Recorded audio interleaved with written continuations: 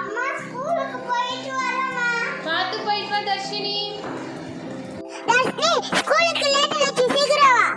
இரு கிரீதி, நானும் வந்துடுறேன். அம்மா ஸ்கூலுக்கு போயேம்மா, டைம் ஆச்சு.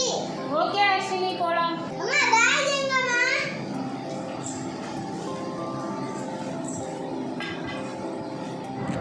அப்பா ஸ்கூலுக்கு காரா பைக்கா?